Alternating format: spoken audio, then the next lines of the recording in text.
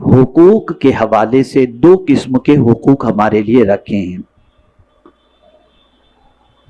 اللہ کے حقوق اور بندوں کے حقوق۔ اور میرے پیارے آقا صلی اللہ علیہ وسلم کے پیارے دیوانوں، اللہ کے حق کو بھی ادا کرنا ضروری ہے اور اللہ کے بندوں کے حقوق کو بھی ادا کرنا ضروری ہے۔ جس طریقے سے ہم جانتے ہیں کہ ماں باپ کے حقوق کیا ہیں، بیوی بچوں کے حقوق کیا ہیں، پڑوسی کے حقوق کیا ہیں، رشتہ داروں کے حقوق کیا ہیں، ان حقوق کے حوالے سے قدر معلومات انسان کو ہے، لیکن یہ معلومات امت مسلمہ کو بہت کم ہے کہ ایک مسلمان کا دوسرے مسلمان پر کیا حق ہے، یا ایک مسلمان کے حقوق دوسرے مسلمان پر کتنے ہیں۔ اس لیے کہ جب ایک مسلمان کو اللہ عز و جل نے آپ کا بھائی بنا دیا اسلام کے رشتے کی بنیاد پر، تو پھر اللہ عز و جل نے اس کے حقوق بھی آپ کے ساتھ رکھ دیے۔ اب اگر آپ نے یا ہم نے ان مسلم بھائیوں کے حقوق کو ادا نہ کیا تو یہ اس کی حق تلفی ہوئی، اور اس حق تلفی کے عوض کے اندر کل بروز قیامت اللہ عز و جل کی بارگاہ میں وہ بندہ جس کی ہم نے حق تلفی کی ہے وہ ہمارے خلاف اللہ کی بارگاہ میں مقدمہ بھی کر سکتا ہے، اور اس سلسلے میں ہمارا مواخذہ بھی ہو سکتا ہے۔ میں تھوڑا سا حق، یہ حقوق اللہ کے رسول صلی اللہ علیہ وسلم نے بنائے کہ ایک مسلمان کا دوسرے مسلمان کے ساتھ، ایک مسلمان کے حقوق دوسرے مسلمان کے لیے کتنے ہیں، یہ کسی اور نے نہیں، ہم جس رسول صلی اللہ علیہ وسلم کے امتی ہیں اس رسول اعظم صلی اللہ علیہ وسلم نے یہ حقوق متعین فرمائے۔ اور یہ بات اچھی طریقے سے یاد رکھیں، اللہ عز و جل نے واضح طور پر فرما دیا، وَمَا آتَاكُمُ الرَّسُولُ فَخُذُوا وَمَا نَهَاكُمْ عَنْهُ فَانْتَهُوا، جو بھی رسول تمہیں دیں اسے لے لو اور جس سے منع کریں اس سے بچے رہو۔ تو اب حضور صلی اللہ علیہ وسلم نے حقوق متعین فرمائے۔ اب حق کسے کہتے ہیں، تھوڑی سی حق کی ڈیفینیشن بھی سمجھ لیں تاکہ ان حقوق کو ادا کرنے کے اندر آسانی ہو۔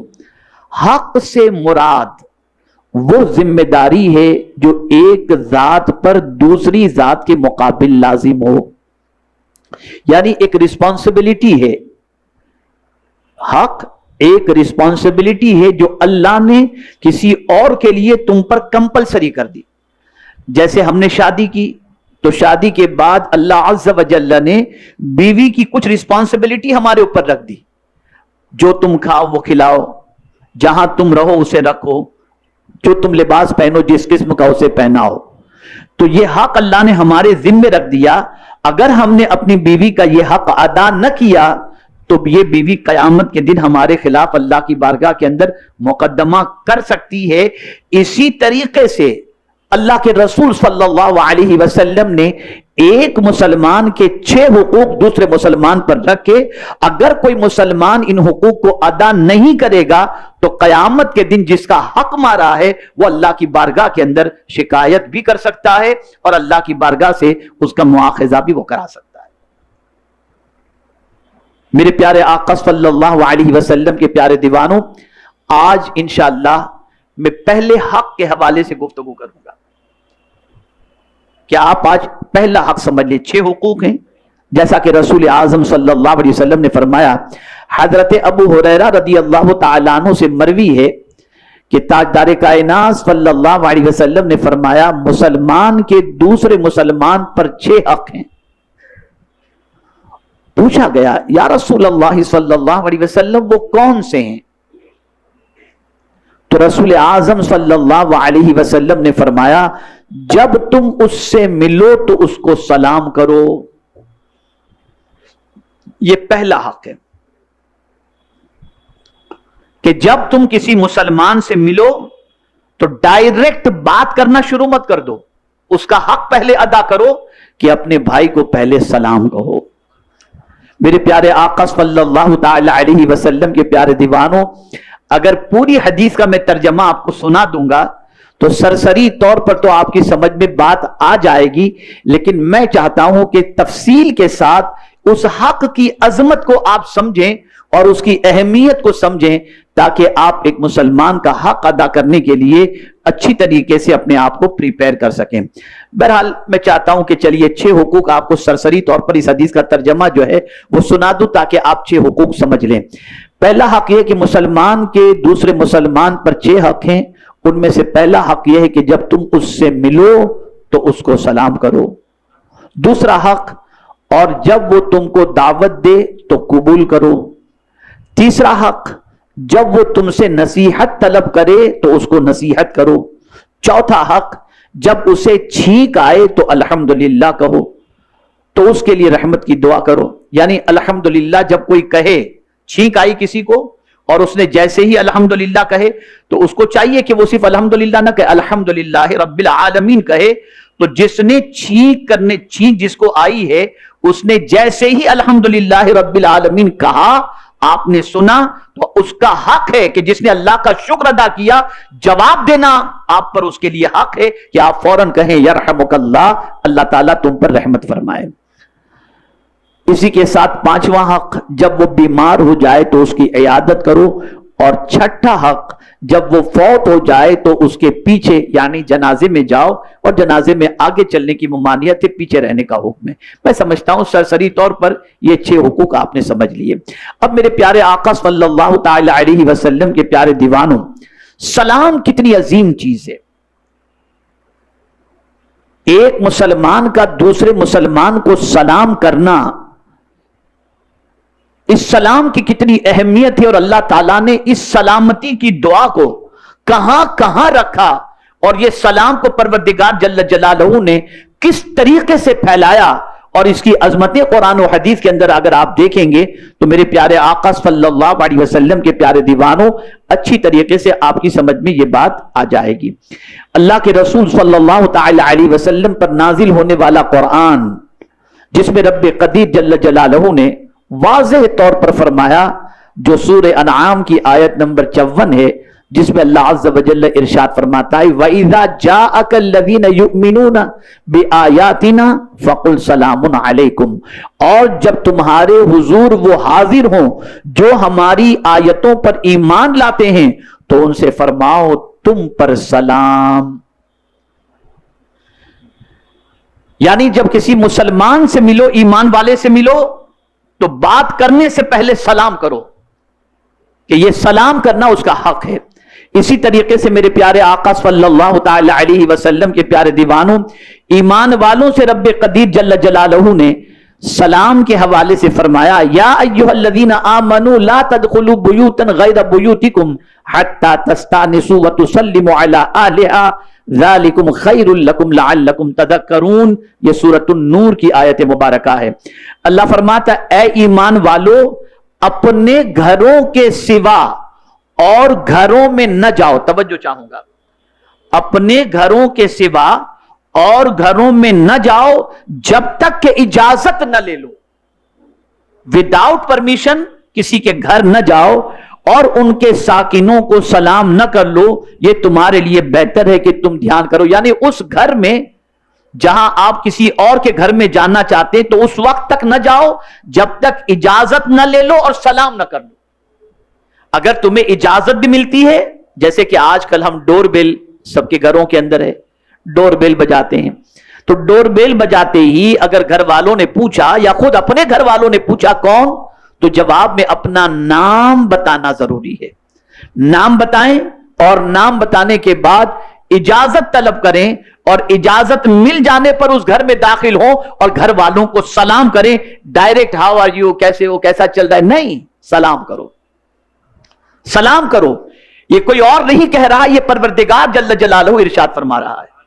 میرے پیارے آقا صلی اللہ تعالی علیہ وسلم کے پیارے دیوانوں، یہ بات بھی اچھی طریقے سے ذہن میں رہے کہ بغیر کسی کی اجازت کے کسی کے گھر جانا، یہ شریعت کے اندر اس کی پرمیشن نہیں ہے۔ اور اگر آپ گئے بھی اور آپ نے 3 مرتبہ ڈور بیل بجائی اور کوئی ریپلائی نہیں ملا اور آپ وہاں سے بیک ہو گئے، یا ایسا ڈور بیل آپ نے لگایا ہے یا کسی کے گھر پر ہے کہ اندر سے کسی نے پوچھا کون اور آپ نے جواب دیا لیکن اس نے دروازہ نہیں کھولا، تو آپ کو افسوس نہیں کرنا چاہیے یار یہ اندر ہے پھر بھی نہیں دروازہ کھول رہا ہے، نہیں، اللہ نے اسے اختیار دیا ہے۔ ہو سکتا ہے وہ ایسی سچویشن کے اندر ہو جس سچویشن کے اندر وہ دروازہ کھول نہیں سکتا، تو ہمیں افسردہ ہو کر یا بدگمان ہو کر نہیں جانا، بلکہ ہمیں اس کی مجبوری کو سمجھنا ہے اور اس مجبوری پر اچھا گمان کر کے ہمیں واپس چلا جانا ہے۔ پھر کبھی آئیں اور پھر اگر آپ اسی طریقے سے اجازت طلب کریں اور اجازت مل جائے تو آپ اجازت ملنے پر سیدھے گھر میں جا کر کے سب سے پہلے انہیں سلام کریں کہ یہ اللہ کے رسول صلی اللہ علیہ وسلم اور رب قدیر جل جلالہ کے فرمان کے مطابق ہے۔ میرے پیارے آقا صلی اللہ تعالی علیہ وسلم کے پیارے دیوانوں، اس چیز کو اچھی طریقے سے ذہن میں رکھیں، خود رسول اعظم صلی اللہ علیہ وسلم کا اس پر عمل رہا۔ حضرت سعد رضی اللہ تعالی عنہ جن کے گھر پر رسول اعظم صلی اللہ علیہ وسلم تشریف لے گئے، آقا کریم صلی اللہ علیہ وسلم نے چونکہ اس دور کے اندر کبھی کسی کے لکڑی کے دروازے ہوتے بھی ہوں گے کہ نہیں ہوتے نہیں معلوم، لیکن پردے کا دور تھا، ڈور بیل بھی نہیں تھی کہ دستک دے سکیں یا ڈور بیل بجا سکیں، تو پردے ہوا کرتے تھے۔ تو اس کا طریقہ یہ تھا کہ پردے کے باہر سے بلند آواز سے سلام جانے والا کرتا، تو اندر والے اگر سلام کا جواب دیتے اور پھر جانے والا اپنے بارے میں بتاتا کہ میں یہ ہوں یا میرے ساتھ فلاں ہے، اور اگر وہ اجازت دے دیتے تو گھر میں داخل ہوا جاتا۔ تو سرکار صلی اللہ علیہ وسلم حضرت سعد رضی اللہ تعالیٰ عنہ کے دروازے پر پہنچے، دولت قدے پر پہنچے، اور جا کر کے آقا کریم صلی اللہ علیہ وسلم نے بلند آواز سے السلام علیکم کہا۔ حضرت سعد رضی اللہ تعالیٰ عنہ کے کانوں تک یہ آواز پہنچی، لیکن انہوں نے آہستہ سے جواب دیا، آواز حضور تک نہ پہنچ سکی۔ تو سرکار صلی اللہ علیہ وسلم نے دوبارہ سلام کیا، حضرت سعد نے سننے کے بعد سلام کا جواب دیا، لیکن اتنی آہستہ سے دیا کہ حضور کے کانوں تک آواز نہیں پہنچ سکی۔ پھر سرکار صلی اللہ علیہ وسلم نے تیسری بار سلام کیا، حضرت سعد رضی اللہ تعالیٰ عنہ نے رسول اعظم صلی اللہ علیہ وسلم کے سلام کا جواب دیا، لیکن آواز حضور کے کانوں تک نہ پہنچ سکی۔ سرکار صلی اللہ علیہ وسلم واپس جانے لگے۔ حضرت سعد رضی اللہ تعالیٰ عنہ نے محسوس کیا کہ آقا کریم صلی اللہ تعالی علیہ وسلم شاید کہ واپس تشریف لے جا رہے، تو فوراً گھر سے باہر آئے، آقا کریم صلی اللہ علیہ وسلم کو دیکھ کر کے سرکار صلی اللہ علیہ وسلم سے عرض کرنے لگے، یا رسول اللہ صلی اللہ علیہ وسلم، آپ میرے غریب خانے پر تشریف لائے تھے۔ سرکار نے فرمایا لیکن میں نے 3 بار سلام کیا، تمہاری طرف سے کوئی جواب میرے کانوں تک نہیں پہنچا۔ کہا حضور میں نے پہلی بار بھی سلام سنا، اس کا جواب بھی دیا لیکن آہستہ دیا، دوسری بار بھی سلام سنا، جواب آہستہ دیا، تیسری بار بھی سلام سنا، جواب آہستہ دیا۔ وجہ حضور یہ تھی، پہلی بار سلام کا جواب آہستہ اس لیے دیا کہ مجھے یقین تھا کہ حضور دوسری بار بھی سلام پیش کریں گے، تو میری تمنا تھی کہ سرکار بار بار میری سلامتی کی دعا کریں اور میں اس دعا سے اپنے آپ کو دنیا میں بھی سلامت سمجھوں اور آخرت میں بھی سلامت سمجھوں۔ تو میرے پیارے آقا صلی اللہ تعالی علیہ وسلم کے پیارے دیوانوں، حضرت سعد رضی اللہ تعالی عنہ نے اس جواب، رسول اعظم صلی اللہ تعالی علیہ وسلم اس جواب سے حضرت سعد رضی اللہ تعالیٰ عنہ کے سعد رضی اللہ تعالیٰ عنہ پر غصہ نہیں فرمایا رسول اعظم صلی اللہ علیہ وسلم نے، بلکہ ان کی نیک نیتی پر محمول فرمایا۔ طریقہ یہ ہے کہ آپ 3 بار سلام کر لیں، کسی ایسی جگہ پر جائیں، ہمارے یہاں بھی ہندوستان میں بہت سارے دیہات ایسے ہیں جہاں پر ڈور بیل وغیرہ نہیں، اور ہو سکتا ہے بہت سارے ایسے گھر ہوں جن پر دستک دینے کا بھی معاملہ نہ ہو، تو ہمیں چاہیے کہ ہم السلام علیکم ورحمۃ اللہ وبرکاتہ یہ 3 بار بلند آواز سے کہیں۔ اگر گھر والے نے گھر کا دروازہ کھول دیا، آنے کی اجازت دی، تو پھر بسم اللہ کر کے گھر کے اندر داخل ہو۔ اسی طریقے سے آپ سماعت فرمائیں، حضرت عبداللہ ابن بصر رضی اللہ تعالیٰ عنہ کی روایت ہے کہ رسول اعظم صلی اللہ علیہ وسلم جب کسی کے دروازے پر تشریف لے جاتے، لم یستقبل الباب من تلقاء وجہہ، غور سے سنیے گا، تو رسول اعظم صلی اللہ علیہ وسلم دروازے کے سامنے کھڑے نہیں ہوتے تھے۔ کسی کے گھر جاتے تو دروازے کے بالکل سامنے کھڑے نہیں ہوتے تھے، وَلَٰكِن مِّن رُكْنِهِ الْأَيْمَنِ أَوِ الْأَيْسَرِ، دائیں یا بائیں دروازے سے ہٹ کر کھڑے ہوتے، اس لیے کہ جب آدمی دروازہ کھولتا ہے نا تو اندر کا پورا معاملہ اس کے سامنے آ جاتا ہے. تو آقائے کریم صلی اللہ علیہ وسلم کسی کے دروازے پر جاتے تو کنارے پر کھڑے ہوتے، یا دائیں سائڈ میں یا بائیں سائڈ میں، تاکہ گھر کے اندر کا منظر واضح نہ ہو سکے اور اس پر نظر نہ پڑ سکے. کبھی ہوتا ہے بچے نے دروازہ کھول دیا، اندر عورت اپنے گھر کے اعتبار سے بے پردگی کے ساتھ ہے، نظر پڑی اور آدمی جو ہے وہ گناہ کا شکار ہو گیا.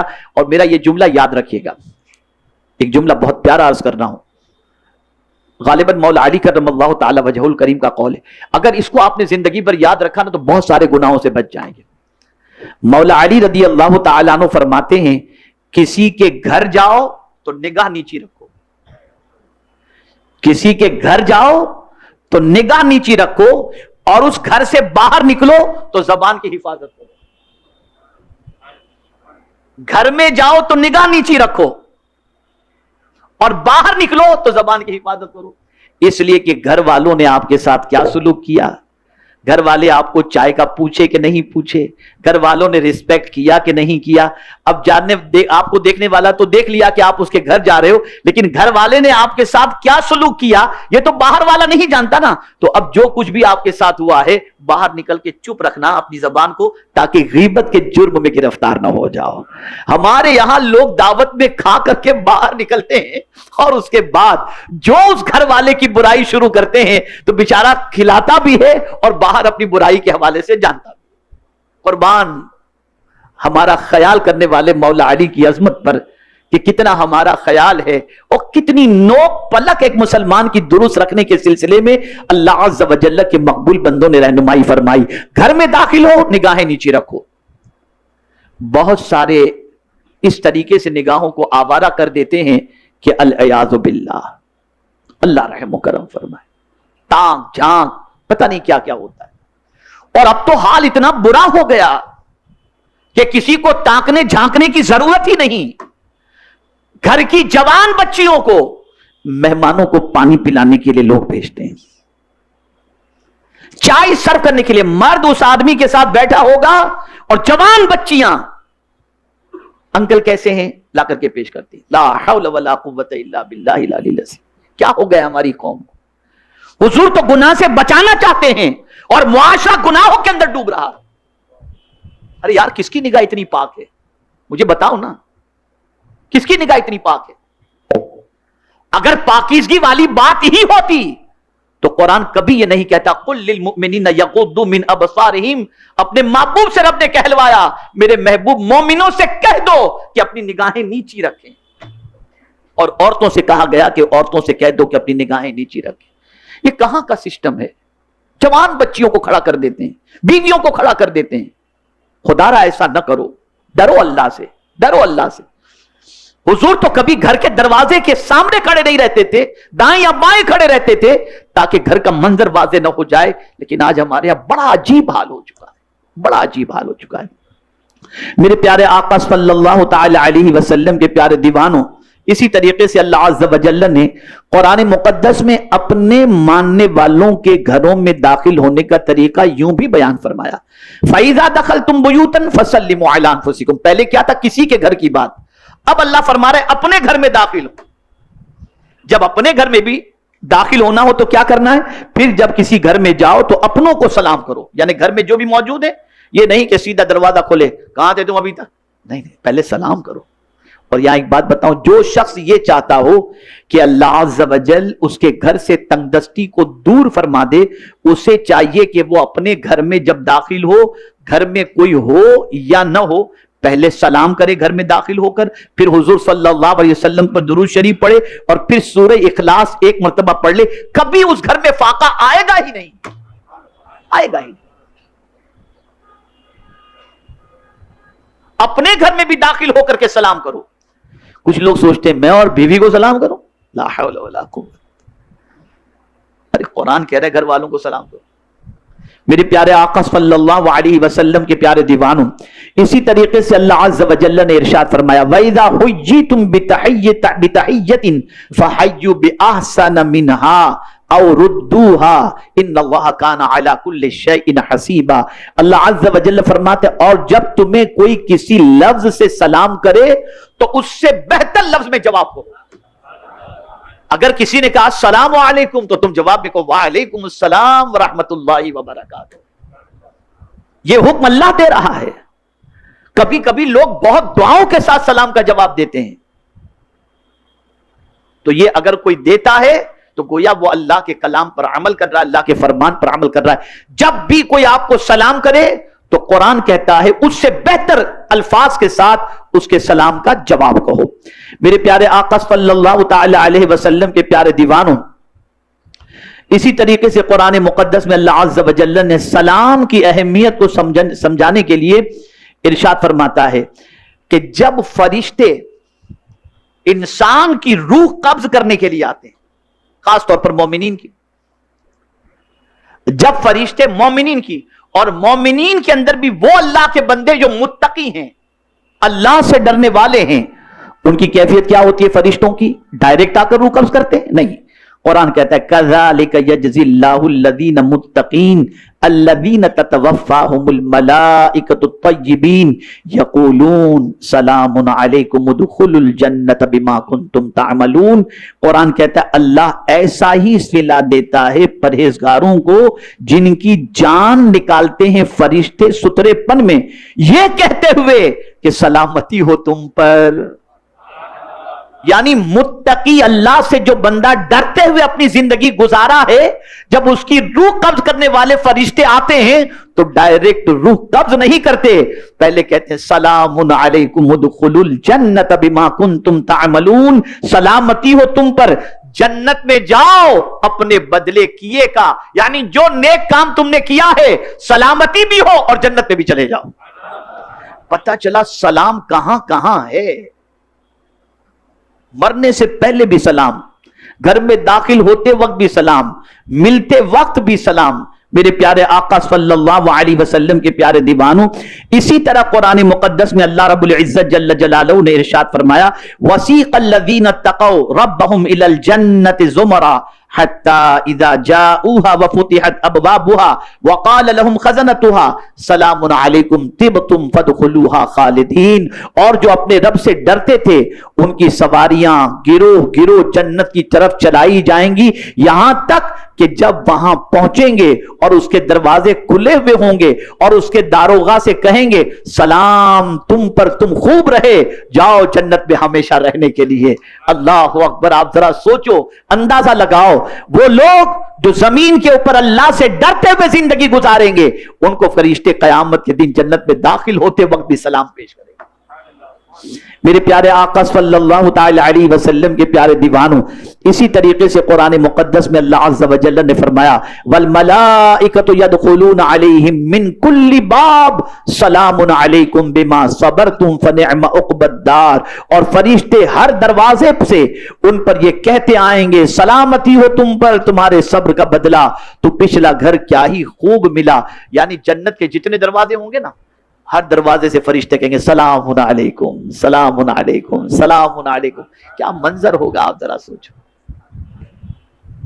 یار ایک چھوٹی سی بات بتاؤں، کوئی بڑے عالم یا بڑے پیر صاحب سلام کہہ دیں تو ہم پھولے نہیں سماتے، فرشتے سلام کہیں گے انشاءاللہ. کن لوگوں کو؟ جو اللہ سے ڈرتے، ہر دروازے سے. اور جنتی جب آپس میں ملیں گے تو کیا ہوگا؟ جنتی آپس میں ملیں گے تو اللہ اکبر ایک دوسرے کا ویلکم کریں گے. اور قرآن کہتا ہے دعواہم فیہا سبحانک اللہم وتحیتہم فیہا سلام. اور ان کی دعا اس میں یہ ہوگی کہ اللہ تجھے پاکی ہے، اور ان کے ملتے وقت خوشی کا بول، پہلا بول سلام ہوگا. یعنی جنتی جب آپس میں ملیں گے نا قیامت کے دن جنت میں تو کیا ہوگا؟ پہلا جملہ سلام کا ہوگا، ایک دوسرے کو سلام پیش کریں گے، اللہ کی پاکی بیان کریں گے اور ایک دوسرے کو سلام پیش کریں گے. میرے پیارے آقا صلی اللہ علیہ وسلم کے پیارے دیوانوں، یہاں دیکھیے ہم اور آپ بیٹھتے ہیں نا، تو بیٹھنے میں کبھی کبھی ایسا ہوتا ہے کہ بہت ساری ایسی باتیں ہوتی ہیں جس سے دماغ خراب ہو جاتا ہے. اور بڑی معذرت کے ساتھ میرا حال تو یہ ہے کہ کم ہی کوئی اچھی بات میرے تک پہنچتی ہے، اور روز اتنی باتیں اور ایسی ایسی باتیں پہنچتی ہیں کہ مجھے روزانہ ڈولو ٹیبلٹ کھانی پڑتی ہے. تو اچھی باتیں تو عمومی طور پر آپ بھی اپنی محفلوں کا جائزہ لے سکتے ہیں. میں نے بہت مجبور ہو کر تو نہیں کہہ سکتا، لیکن بہرحال کہ میرے یہاں آفس کے اندر بہت سارے لوگ ایسے آتے جو آ کر کے بس اس کی شروع کر دیتے تھے، اور کبھی کبھی کافی دیر تک بیٹھتے اور فضول باتوں میں تو مجھے مجبور ہو کر لکھنا پڑا. غیبت زنا سے سخت ترین ہے. میری آفس میں نے یہ بورڈ لگا دیا ہے، تو آدمی پہلے ہی آ کر اس کی نظر اس پہ پڑتی ہے تو پھر اس کی بند، کسی کی برائی جلدی نہیں کرتا. پھر میں نے دیکھا وقت زیادہ میرا لے رہے ہیں بلا وجہ کی باتوں میں، تو اس میں ایک دوسرا بورڈ لگا دیا، وقت کی قدر کریں. تو الحمدللہ اب کم ہی ایسا ہوتا ہے جو فضول کرے، لیکن پھر بھی فون پر اس پر کبھی ایسی باتیں آتی ہیں کہ دماغ خراب ہو جاتا ہے. اور آپ کی بھی زندگی میں اچھی باتیں بھی آتی ہوں گی، بری باتیں بھی آتی ہوں گی، لیکن ایک جگہ ایسی ہے جہاں بیکار کی بات آپ سنیں گے ہی نہیں. ایک جگہ ایسی ہے جہاں بیکار کی بات آپ سنیں گے ہی نہیں. یہ میں نہیں کہتا، یہ قرآن کہہ رہا ہے. لا يسمعون فيها لغوا ولا تاثیما الا قیلا سلاما سلاما. یعنی جنت کا معاملہ یہ ہوگا، اس میں نہ سنیں گے نہ کوئی بیکار کی بات، نہ گنہگاری. یعنی کوئی ایسی بات نہیں سنیں گے جو بیکار کی ہوگی، نہ گناہ کی ہوگی، بلکہ ہاں ہر طرف سے سلام سلام اور سلام ہی کی صدا آتی رہے گی. اب یہاں ایک بات میں بتا دوں، روئے زمین کی جنت مسجد ہے، اسی لیے کہا گیا مسجد میں دنیا کی باتیں مت کرو. اسی لیے کہا گیا کہ یہ بیکار کی بات کی جگہ نہیں ہے، یہ سلامتی کی جگہ ہے. اور ایک جنت تو مرنے کے بعد ملے گی، اور روئے زمین پر تم کوئی جنت دیکھنا چاہتے ہو تو یہ اللہ کا گھر جنت ہے. اب تو یہ بھی بیکار کی باتوں کی جگہ بن گئی، اللہ ماشاء اللہ العیاذ باللہ. میرے پیارے آقا صلی اللہ علیہ وسلم کے پیارے دیوانوں، حضرت عبداللہ ابن عمر رضی اللہ تعالیٰ عنہ روایت فرماتے ہیں کہ ایک صحابی نے رسول اعظم صلی اللہ علیہ وسلم سے پوچھا، ای الاسلام خیرون، کون سا اسلام سب سے اچھا ہے؟ اسلام ایک ہی ہے، لیکن وہ جو مسلمانوں کی کیٹیگری ہوتی ہے نا، مسلمانوں کی کیٹیگری کے اندر ہر آدمی تو جو ہے وہ ڈسٹنکشن نہیں لاتا ہے نا، کوئی پاس مارک لے کر کے آتا ہے، کوئی فرسٹ کلاس ہوتا ہے، کوئی سیکنڈ کلاس ہوتا ہے. تو یہاں مراد کون سا مسلمان افضل، ایو الاسلام خیرون سے مراد کون سا اسلام بہتر، یعنی کون سا مسلمان بہتر. تو رسول اعظم صلی اللہ علیہ وسلم نے ارشاد فرمایا، تطعم الطعام وتقرأ السلام علی ما عرفت ومن لم تعرف. یہ بخاری شریف کی حدیث ہے. رسول اعظم صلی اللہ علیہ وسلم نے فرمایا، کھانا کھلاؤ اور جانے انجانے لوگوں کو سلام کرو. یعنی تم کسی مسلمان کو جانتے ہو یا نہیں جانتے، لگتا ہے یہ مسلمان، سلام کرو اور کھانا کھلاؤ. ایسا اگر کوئی کرتا ہے تو یہ مسلمان بہتر ہے. اور حضرت سلمان فارسی جب داخل اسلام ہوئے تو انہوں نے عرض کیا، یا رسول اللہ صلی اللہ علیہ وسلم مجھے نصیحت فرمائیں. تو سرکار صلی اللہ علیہ وسلم نے ان کو دو ہی نصیحت فرمائی. ان میں سے ایک نصیحت یہ تھی، افشوا السلام، سلام کو پھیلاؤ. اللہ اکبر. آپ نے کسی کو سلام کیا، ہو سکتا ہے وہ کسی ٹینشن میں ہو اور آپ نے سلامتی کی دعا دی، وہ وقت قبولیت کا ہو اور اللہ تعالیٰ آپ کی دعا کی برکت سے اسے سلامتی عطا فرما دے. تو سلام کو پھیلاؤ. میرے پیارے آقا صلی اللہ علیہ وسلم کے پیارے دیوانوں، اس کے بہت سارے مسائل ہیں، بہت سارے فضائل ہیں. کب کس کو کون سلام کرے، سواری والا بیٹھنے والے کو، کھڑا ہے بیٹھنے والے کو، اور اسی طریقے سے سلام میں اگر کوئی پہل کرتا ہے تو اس کی کیا فضیلت ہے. اسی کے ساتھ ساتھ میرے پیارے آقا صلی اللہ علیہ وسلم کے پیارے دیوانوں، آپ بہت سارے اینگل سے سلام کے مسائل کو سمجھ سکتے ہیں، لیکن یہاں ایک چھوٹی سی بات ذہن کے اندر ہمیشہ رکھیں، سلام کرنے میں پہل وہ کرتا ہے جس کے دل میں تکبر نہیں ہوتا. یہ ذہن میں رکھیے، جس کے دل میں بھی گھمنڈ ہوگا وہ کبھی سلام میں پہل نہیں کرے گا. اور رسول گرامی وقار صلی اللہ علیہ وسلم نے فرمایا، اب حدیث شریف سماعت فرمائیں، تم جب تک مومن نہ بن جاؤ گے جنت میں داخل نہیں ہو سکو گے. کیا فرمایا حضور صلی اللہ علیہ وسلم نے؟ جب تک تم مومن نہ بن جاؤ گے جنت میں داخل نہیں ہوگے، اور جب تک کہ ایک دوسرے سے محبت کرنے نہ لگو گے مومن نہ بن سکو گے. پہلے کیا فرمایا؟ مومن نہیں بنو گے تو جنت میں داخل نہیں ہوگے. اور مومن کب بنو گے؟ جب ایک دوسرے سے محبت کرو گے. اور آقا کریم صلی اللہ علیہ وسلم نے فرمایا کیا میں تمہیں ایسی چیز سے آگاہ نہ کروں کہ جب تم اسے عملی جامہ پہناؤ تو تمہارے آپس میں محبت پیدا ہو جائے. اب میرے آقا صلی اللہ علیہ وسلم نے فرمایا افشوا السلام بینکم، سلام کو آپس میں خوب پھیلاؤ. جیسے سلام کو پھیلاؤ گے اللہ تمہارے درمیان محبت پیدا فرما دے گا. اور یہ جب محبت پیدا ہوگی تم مومن ہو جاؤ گے، اور مومن ہو گئے تو جنت کا دروازہ تمہارے لیے کھل جائے گا. میرے پیارے آقا صلی اللہ تعالی علیہ وسلم کے پیارے دیوانوں، سلام میں کون پہل کرے؟ یہ بخاری شریف کی حدیث ہے، بہت غور سے سنیے گا. آپ کا لوگوں سے ملنا جلنا، محفلوں میں جانا، رشتہ داروں میں جانا ہوتا ہے تو یہ حدیث شریف ذہن میں رہنی چاہیے. حضرت ابو ہریرہ رضی اللہ تعالیٰ عنہ راوی ہیں کہ رسول اعظم صلی اللہ علیہ وسلم نے فرمایا چھوٹا بڑے کو سلام کرے، چلنے والا بیٹھے ہوئے کو سلام کرے، کم تعداد والے کثیر تعداد والوں کو سلام کہیں. سمجھ گئے نا بات؟ چھوٹا بڑے کو سلام کہے. اگر کوئی شخص چلنے والا ہے یعنی چل کے جا رہا ہے، جیسے میں مسجد میں آیا آپ سب بیٹھے ہوئے ہیں تو آنے والا چلنے والا بیٹھے ہوئے کو سلام کرے. اور یہ بیٹھے ہوئے کے اندر اگر کچھ چھوٹا سا گروپ اور بڑا گروپ کوئی آ رہا ہے تو یہ چھوٹا گروہ بڑے گروہ کو سلام کرے.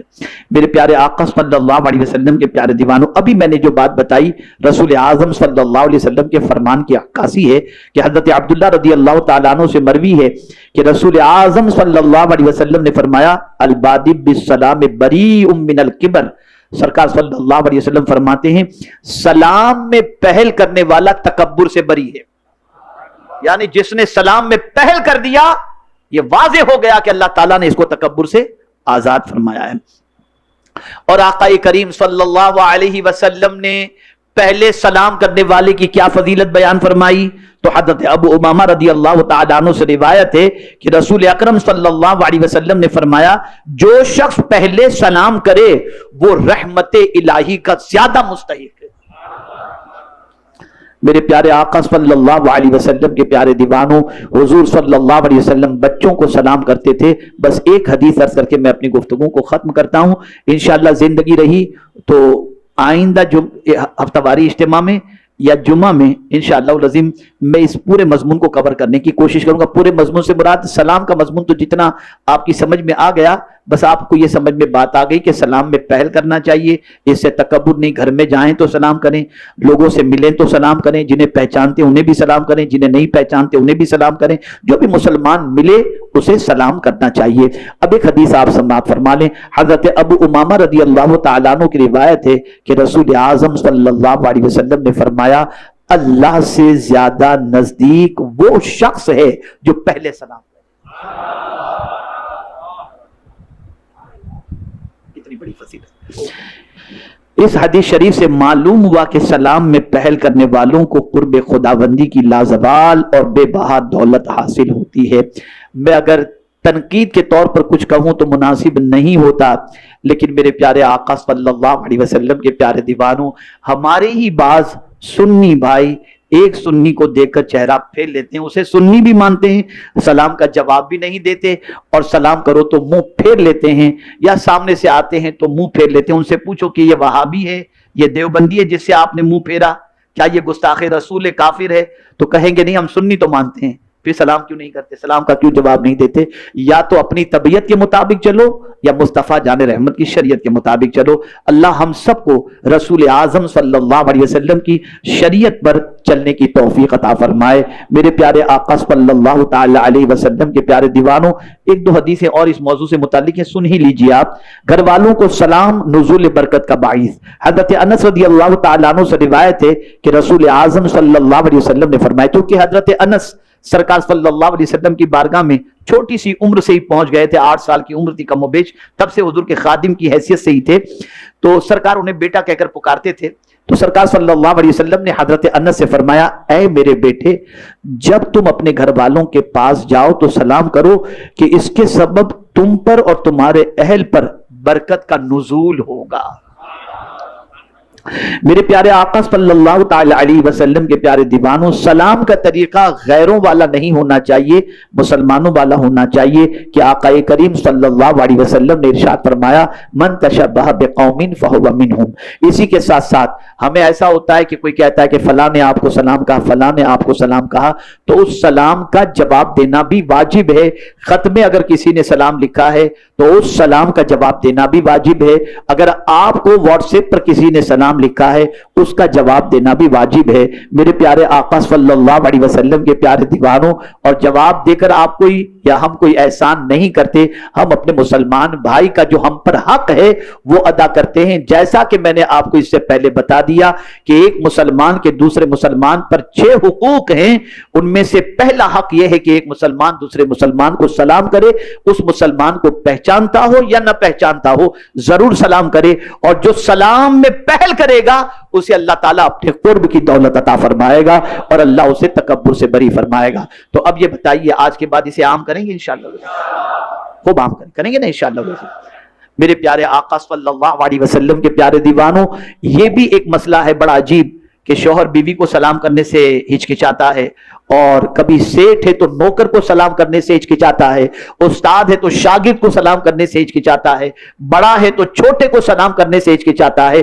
میرے آقا سے بڑا انسانوں میں کسی کو اللہ نے پیدا نہیں کیا، لیکن میرے آقا صلی اللہ علیہ وسلم ہمیشہ چھوٹے